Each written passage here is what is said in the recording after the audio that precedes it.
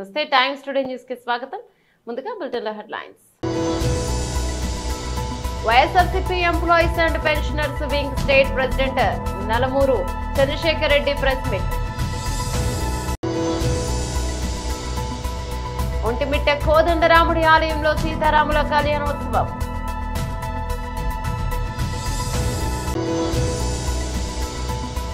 Ravindranagar colony park 10వ వార్షికోత్సవ వేడుకల్లో పాల్గొన్న ఈటెల రాజేందర్.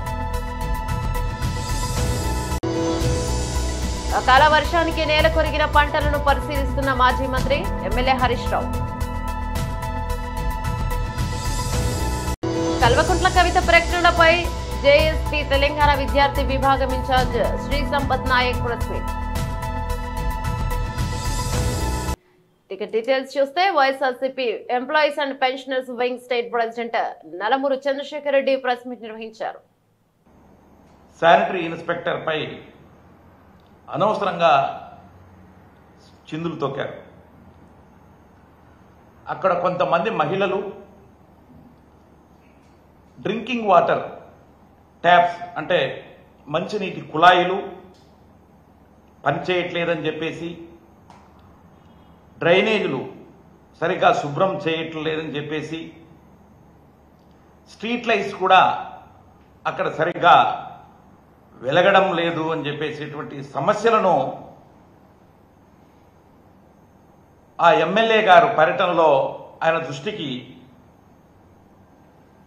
తీసుకొస్తూ అక్కడున్నటువంటి ప్రాబ్లమ్స్ అన్నీ కూడా వాళ్ళు ఆయనకు వివరించినప్పుడు దానితో మరి గంటా శ్రీనివాసరావు గారు సహనాన్ని కోల్పోయి శానిటరీ ఇన్స్పెక్టర్గా పనిచేస్తున్నటువంటి రవి అనేటువంటి ఉద్యోగిని అందరి ముందు గాడిదలు కాస్తున్నావా, పళ్ళు రాలుతాయి, రాస్కెల్ జాగ్రత్తగా ఉండు అని చెప్పేసి నోరు పారేసుకోవడం జరిగింది. ఆ సమయంలో శానిటరీ ఇన్స్పెక్టర్ మనస్తాపం చెంది కన్నీరు పర్వతం కన్నీరుని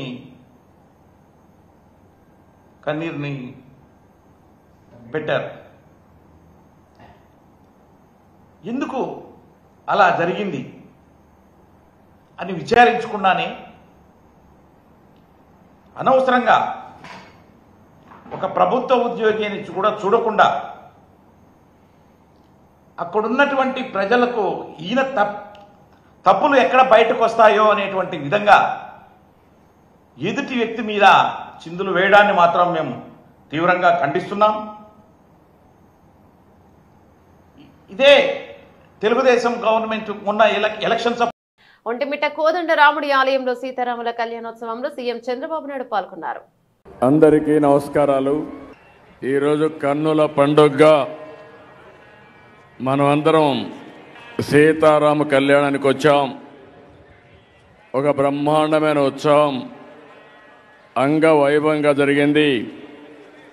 మీ భక్తి చూసినప్పుడు నాకు అనిపిస్తుంది ఈరోజు నిజంగానే శ్రీరాముడు సీత దిగి వచ్చి కళ్యాణం చేసుకుంటే ఇంత వేలాది మంది భక్తులు ఏ విధంగా వస్తారో ఆ విధంగా వచ్చి వారి ఆశీర్వాదాలు మనం పొందాం. ఇది మనందరి పూర్వజన్మ సుకృతం అని చెప్పి మరొకసారి మీ అందరికీ విజ్ఞప్తి చేస్తున్నాను. ఈరోజు మనందరం కూడా కొన్ని సంకల్పాలు చేశాం, వారిని తలుసుకున్నాం, వారి దగ్గర నుంచి ఆశీస్సులు తీసుకున్నాం. ఈరోజు మనందరి ధ్యేయం ఒకటే. ఈరోజు సీతారాములు ఎప్పుడు కూడా ఒక ఆదర్శ దాంపత్యం. అదే విషయం కన్నుల పండుగగా మనం విన్నాం, చూసాం. అదే సమయంలో ఎప్పుడైనా సరే పరిపాలన అంటే రామపాలన రావాలి, రాముని పాలన జరగాలని ప్రతి ఒక్కరూ కోరుకుంటారు. ఆ విషయం కూడా మనం గుర్తుపెట్టుకోవాల్సిన అవసరం ఉంది. ఒక ఆదర్శం అంటే తండ్రికి గౌరవం ఇచ్చి ఒక మాట చెప్తే రెండో మాట మాట్లాడకుండా వనవాసం వెళ్ళిన వ్యక్తి శ్రీరామచంద్రుడు అని చెప్పి కూడా నేను మీకు తెలియజేస్తున్నాను. అలాంటి యుగ పురుషుడి యొక్క సీతారామ కళ్యాణం మన ఒంటిమిట్టలో చేయడం, మన అందరం అటెండ్ కావడం, ఇది ఒక అదృష్టంగా నేను భావిస్తున్నాను. విభజన జరిగిన తర్వాత ఒకప్పుడు సమైక్య ఆంధ్రప్రదేశ్లో భద్రాచలంలో సీతారామ కళ్యాణం కానీ శ్రీరామచంద్రుడి దర్శనం చేసుకునేవాళ్ళం. అలాంటి సమయంలో విభజన జరిగిన తర్వాత మనం ఇక్కడ చేయాలని ఒంటిమిట్టలో ప్రభుత్వ పరంగా అఫీషియల్గా డిక్లేర్ చేసి అప్పటి నుంచి ఈ యొక్క ఒంటిమిట్ట దేవాలయాన్ని అభివృద్ధి చేసుకుంటూ వచ్చాం. మొట్టమొదటిసారిగా ఈ ఒంటిమిట్ట దేవాలయాన్ని దేవస్థానానికి ఇచ్చి వెంకటేశ్వర స్వామి కన్నుసన్నల్లో ఈ దేవాలయ పాలన జరగాలని చెప్పి నిర్ణయించాం. అది జరిగి కూడా ఈరోజు దగ్గర 10 సంవత్సరాలు అవుతా ఉంది. ఇది కూడా ఒక చరిత్ర. ఈరోజు 11వ శతాబ్దంలో ఈ టెంపుల్ కట్టారు. ఏకశిల, ఒకే శిల పైన కోదండరామస్వామి కానీ, అదే మరి సీతాదేవి కానీ, లక్ష్మణుడు కానీ, ముగ్గురిని ఒకే శిల మీద తీసుకొచ్చారు. రవీంద్రనగర్ కాలనీ పార్క్ 10వ వార్షికోత్సవ వేడుకలో పాల్గొన్న ఈటెల రాజేందర్ 10 వసంతాల ఈ కార్యక్రమాన్ని ఎంత పెద్ద ఎత్తున చేస్తున్నారో అడిగారు. ఇంకా వాళ్ళ మాట ఏంటంటే పార్క్ మాత్రమే కాదు, దానికి ఒక చరిత్ర ఉంది, అందుకని మేము పిలుస్తున్నామని చెప్పారు. నాకు అదృష్టం మేము అందరూ కలుసుకునేదానికి. వీరరాజారెడ్డి గారి పేరు మీద వారి మిత్రులు ఇప్పుడే హర్మేంద్ర సింగ్ గారు వారి గురించి చెప్పారు. దేశంలో ఇద్దరిని మాత్రమే చాలా గొప్పగా కీర్తిస్తుంది దేశం. లాల్ బహదూర్ శాస్త్రి అనుకుంటా జై జవాన్ జై కిసాన్, వాళ్ళిద్దరికి మాత్రమే దక్కుతుంది ఆ పేరు. అనునిత్యం తుపాకీ ట్రిగ్గర్ల మీద చేతులు పట్టుకొని సియాచిన్ మంచు కొండలలో మాతృభూమి కోసం భారతమాత ముద్దుబిడ్డలుగా కర్తవ్యం నిర్వహించే క్రమంలో వేల మంది అమరులైనరు. ఈ మధ్య కాలంలోనే ఇట్లాంటి బాధ్యత నిర్వహించాలంటే ఎప్పుడు చనిపోతామో తెలియని పరిస్థితి ఉండేది. నాకు ఇప్పటికి గుర్తు, చిన్నప్పుడు మిలిటరీలో జాయిన్ అయినరు అంటే తెలియని చుట్టాలు కానీ తెలియని అమ్మ కానీ ఏడ్చేది, మిలిటరీలో పోయిండు ఎప్పుడు పోతున్నా అని చెప్పి. ఇవాళ మోడీ గారు వచ్చిన తర్వాత జమ్మూ అండ్ కాశ్మీర్లో అట్లాంటి పరిస్థితి లేదు. ఇవాళ బార్డర్ల మీద కొంత ఇబ్బందులు ఉన్నప్పటికీ కూడా మునుపడంతా ఉత్కంఠమైన పరిస్థితి లేదు. చాలా మంది రక్తం చిందని రోజు లేదు జమ్మూ అండ్ కాశ్మీర్లో, రక్తం చిందని రోజు లేదు అనేక ప్రాంతాల్లో, కానీ ఇవాళ ఆ పరిస్థితి లేదు. కాబట్టి వీరరాజారెడ్డి గారు అతి చిన్న వయసులో అంటే గొప్పగా ఎదగాల్సినటువంటి వ్యక్తి దేశం కోసం మరణించడం అనేటువంటిది చాలా గర్వంగా ఉన్నప్పటికీ కూడా కుటుంబానికి మాత్రం కొంత బాధ ఉంటుంది. రాబోయే కాలంలో వాళ్ళ అమరత్వం కొద్దిమంది మనుషులు మాత్రమే వారు మరణించి కూడా జీవిస్తారు. దాంట్లో వీరరాజారెడ్డి గారు ఒకరు. రెండవది, నేను చూస్తున్నా వచ్చినప్పటి నుంచి కుటుంబ సభ్యులందరూ వచ్చారు. 1 ఎకరన్నర జాగుంటే నేను అడిగిన ఈ పార్క్ జాగ ఎంత అని, ఎకరన్నర జాగ అని చెప్పారు. ఎకరన్నర జాగుంటేనే గిన్ని చేస్తున్నారు మీరు, ఇంకా మీద ఒక 10 ఎకరాల జాగ్రత్తగా ఉంటే ఇంకా బ్రహ్మాండం చేస్తున్నారు మీరు. అంటే హైదరాబాద్ కాంక్రీట్ జంగల్గా మారిన తర్వాత మనిషి ఆరాటపడుతున్నాడు ఇంకొక మనిషి సాహచర్యం కోసం. అకాల వర్షానికి నేల కొరిగిన పంటలను పరిశీలిస్తున్న మాజీ మంత్రి ఎమ్మెల్యే హరీష్ రావు. వడగళ్ల వానతో సిద్దిపేట జిల్లాలో తీవ్రమైనటువంటి నష్టం జరిగింది. ఇవాళ రైతులు చాలా ఆందోళనలో ఉన్నారు. రాష్ట్ర ప్రభుత్వం పంటల బీమా చేస్తామని శాసనసభలో బడ్జెట్లో నిధులు కూడా కేటాయించి మొండి చేయి చూపింది. నిజంగా పంటల బీమా చేసుంటే ఇవాళ రైతులందరికీ మేలు జరిగేది. అసెంబ్లీలో చెప్పి బడ్జెట్లో నిధులు పెట్టి పంటల బీమా చేయకుండా రాష్ట్ర రైతాంగానికి తీవ్రంగా అన్యాయం చేసింది ఇవాళ కాంగ్రెస్ ప్రభుత్వం. పంటల బీమా బడ్జెట్లో పాస్ అయ్యి కూడా చేయకపోవడం ఇది రాష్ట్ర ప్రభుత్వం యొక్క తప్పు. అందువల్ల పంటల బీమా కింద రైతులకు ఏ రకమైన సాయం అయితే అందుతుందో ఆ రకంగా ఎకరానికి 25,000 రూపాయల ఆర్థిక సహాయం చేసి రైతులందరినీ కూడా ఆదుకోవాలని చెప్పి ఈరోజు నేను ప్రభుత్వాన్ని డిమాండ్ చేస్తా ఉన్నా. ఇప్పుడు నేను చినకోడూరు మండలం ఇబ్రాహీం నగర్ గ్రామంలో ఉన్నాను. ఇక్కడ ఏ రైతుని అడిగినా రుణమాఫీ కాలేదని చెప్తా ఉన్నారు. అంటే కేవలం ఒక 40 పైసలు రుణమాఫీ అయింది, 60 పైసల మందికి ఇంకా రుణమాఫీ కాలేదు. రైతు బంధు గురించి మాట్లాడిస్తే ఆటాన మందికి కూడా రైతు బంధు పడలేదు, ఇంకా ఆటాన మందికి రైతు బంధు డబ్బులే రానటువంటి పరిస్థితి ఉన్నది. అంటే ఈ రకంగా ప్రభుత్వం మాటలు ఎక్కువ, రేవంత్ రెడ్డికి చేతలు తక్కువ. రేవంత్ రెడ్డికి మాటలు కోటలు దాటుతున్నాయి. రుణమాఫీ అయిపోయింది అంటుండు. నేను మొన్న అసెంబ్లీలో అడిగిన, అయ్యా బట్టి విక్రమార్క గారు రండి మా సిద్దిపేటలో ఏ ఊరికి పోదామో రండి, లేదు నీ మదిరే నియోజకవర్గంలో ఏ ఊరికి రమ్మంటే వస్తా, అందరికీ రుణమాఫీ అయితే నేను ముక్కు నేలకు రాస్తా, నువ్వు రాస్తావా అని అడిగిన. అసెంబ్లీలో కూర్చొని మాట్లాడుతుండ్రు తప్ప ఇలా గ్రామాల్లోకి వచ్చి మీరు మాట్లాడతలేరు. పాపం మా రైతుల పరిస్థితి ఏంది? ఇప్పుడు ఇక్కడ పెద్ద ఆయన కొంతం నర్సయ్య ఇలా మాట్లాడిస్తే పాపం వాళ్ళ రైతులు నాకు రైతు బంధు పడలేదు, రుణమాఫీ కాలేదు, దాని సోపతికి ఇప్పుడు వడగళ్ల వానబడి పంట అంతా కూడా నష్టమైందని చాలా బాధపడుతున్నటువంటి పరిస్థితి.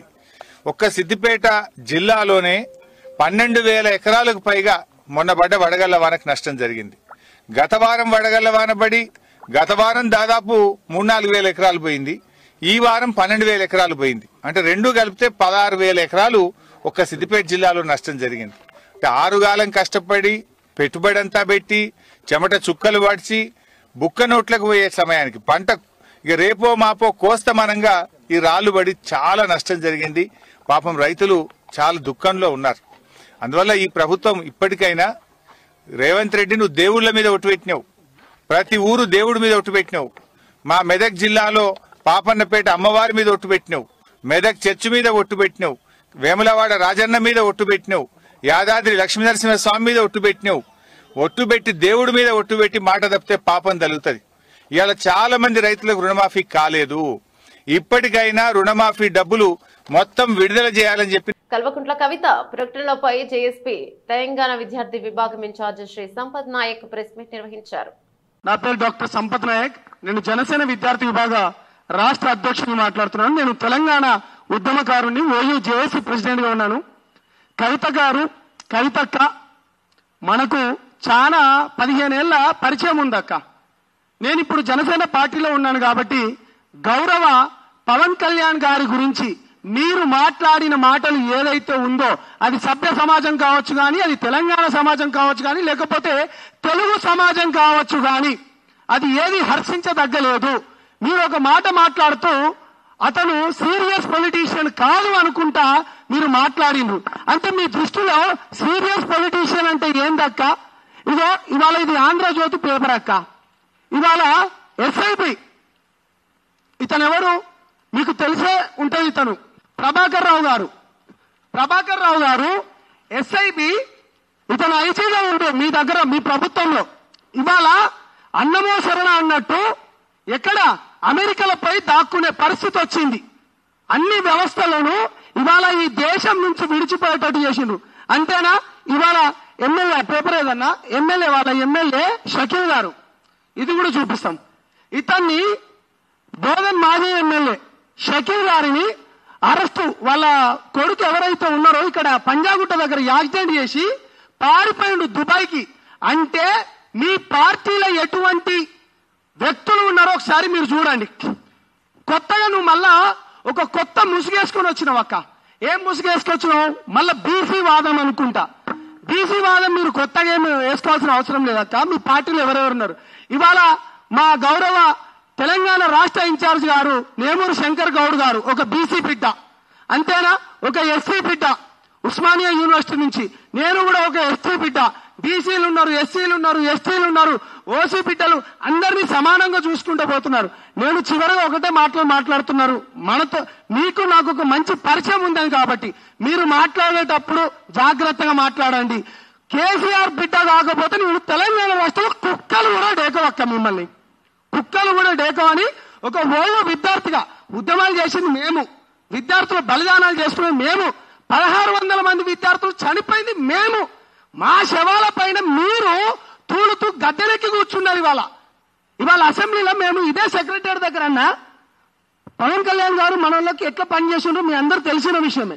ఇదే సెక్రటరీలో ఇదే విద్యార్థులం అందరం ఉద్యమాలు చేసిన వాళ్ళందరం ఈ సెక్రటరీలో కేటీఆర్ గారిని ఉద్యమకారులందరికీ న్యాయం చేయాలని చెప్పి ఎవరు దగ్గర ఒక 100-200 మంది నాయకులు ఉంటే మాకు న్యాయం చేయమని చెప్పి కనీసం ఒక పథకం తెస్తే, ఒక 2 కోట్ల పథకం తెస్తే మేమందరం ఇవాళ బాగుపడేటోళ్ళం. రోడ్ల పైన తిరుగుతున్నారు. మీ జాగృతిలో పని చేసేటోళ్ళు ఏడున్నారు? కృష్ణన్ మర్చిపోయిన రాక మాణికేశ్వర. ఐపీఎల్ లో చెన్నై సూపర్ కింగ్స్ కు ఈ సీజన్ ఏ మాత్రం కలిసి రావడం లేదు.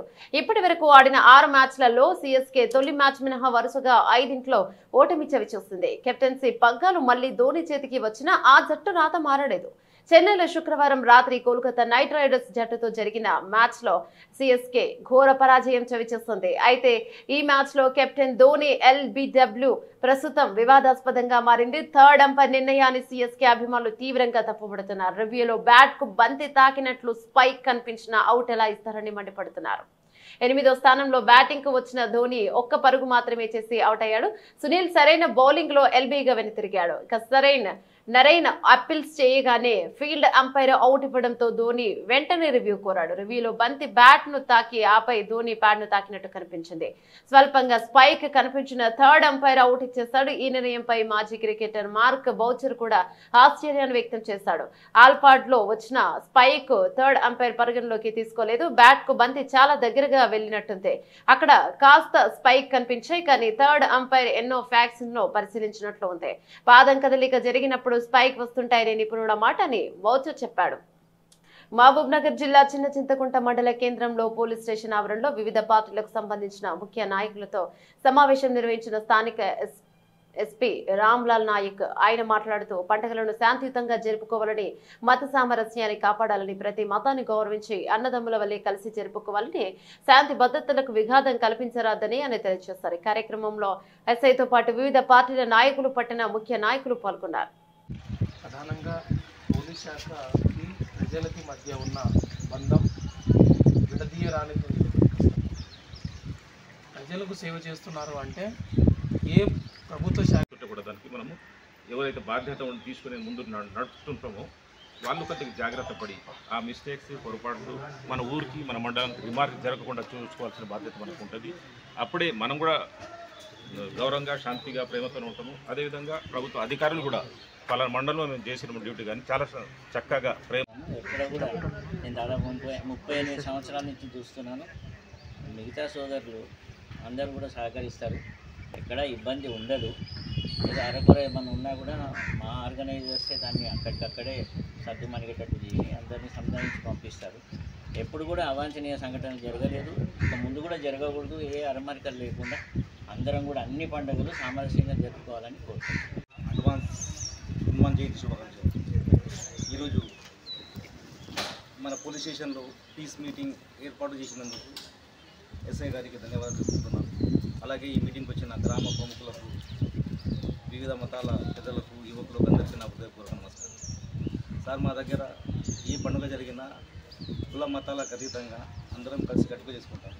ఈ పీస్ మీటింగ్ పెడితేనే ఇట్లా పీసీ మీటింగ్ పెడతారా అనిపిస్తుంటుంది, కానీ మా పండుగలు కామన్గా అందరము మా పండుగలకు అంత రోడ్లు ఎన్నో డిసి చేస్తుంటారు. డాక్టర్ సాబ్ ఇంటికి పోతాం, అందరం ఒకరినొకరు కలుసుకుంటూ ఉంటాం. వాళ్ళ పండుగలకు మేమంతా ఇంటికి దగ్గర వెళ్ళి అందరినీ కలుస్తూ ఉంటాం, పెద్దవాళ్ళంతా కలుస్తుంటాం. ఇక్కడ ఎటువంటి అలజడి కానీ ఎటువంటి సమస్యలు కానీ ఇక్కడ జరగదు సార్. మేము యాజ్ ఏ పొలిటికల్ లీడర్గా, కుల పెద్దలుగా కూడా హామీ ఇస్తున్నాం. మా తరపు నుంచి కూడా మంచిగా సహకరిస్తామని తెలియజేస్తున్నాం. పండుగలు చేసుకుంటూ ఉంటాం మనం. అందులో భాగంగా మన పిఎస్ లిమిట్లో ఒక 2 విలేజెస్ ఉన్నాయి మనకి. అందరి కుల మతాలకు అతీతంగా మనందరం ఒకరి పండుగలు ఒకరు గౌరవించుకుంటూ వస్తున్నాం అనేది శాంతి భద్రతల విషయంలో పోలీసు వాళ్ళకు అందరూ సహకరిస్తూ ముందు వరుసలో ఉంటుంది. కాబట్టి హనుమాన్ జయంతి సందర్భంగా మనం మీతో కమ్యూనిటీ ఎల్డర్స్తో ముస్లిం కానివ్వండి సోదరులు కానివ్వండి, హిందూ సోదరులు కానివ్వండి, క్రిస్టియన్స్ కానివ్వండి, అంతా మనమే అనుకొని ఒక సందర్భం వచ్చినప్పుడు అందరం కలిసికట్టుగా చేద్దామనే మంచి ప్లాన్తో చిన్నపాటి ఎస్పీ మేడం చెప్పింది. అందరి ఎల్డర్స్ని పిలిపించి మాట్లాడాలని చెప్పేసి ఒక అవగాహన కార్యక్రమం కమ్యూనిటీ చిన్న మీటింగ్ పెట్టమని చెప్పింది. కాబట్టి మనందరం ఒకరి పండుగను ఇంకోరు కూడా కోఆర్డినేషన్తో చేసుకొని ముందుకు పోదామనే ఉద్దేశంతో ఇది ఏర్పాటు చేయడం జరిగింది. కాబట్టి రేపటి హనుమాన్ జయంతిని సోదరులు ఎవరైనా మాట్లాడాల్సిందే కోరుతున్నాను.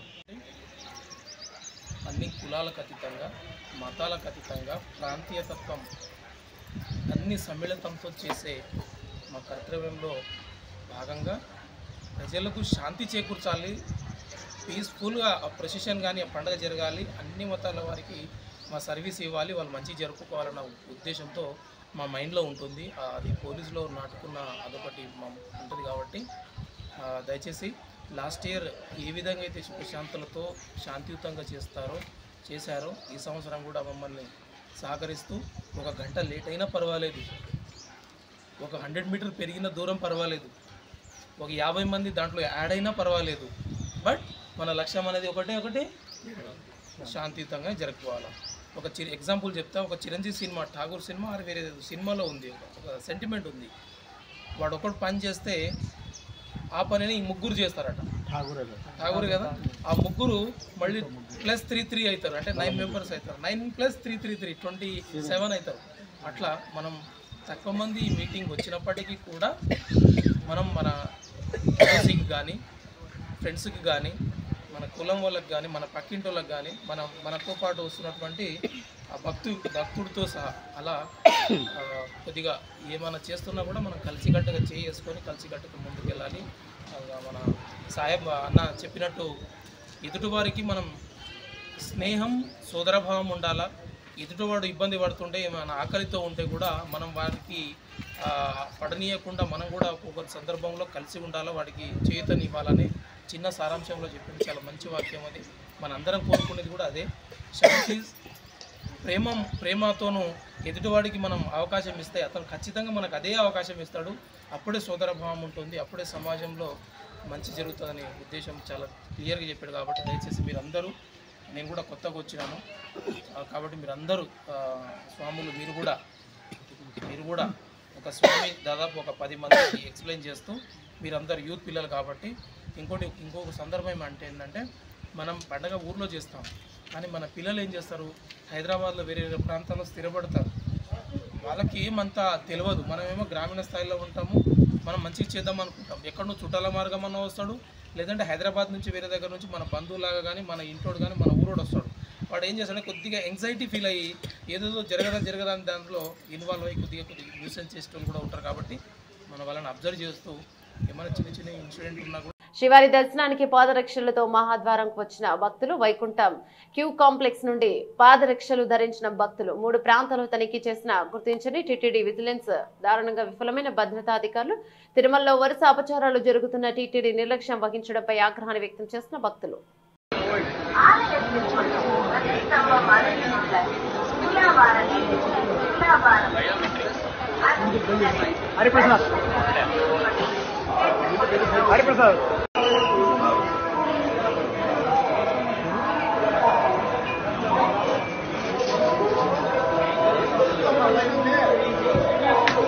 బులెటిన్ ముగించే ముందు హెడ్లైన్స్ మరోసారి. YSRCP employees and pensioners wing state president Nalamuru Chandrasekhar Reddy press meet. Vontimitta కోదండరాముడి ఆలయంలో సీతారాముల కళ్యాణోత్సవం.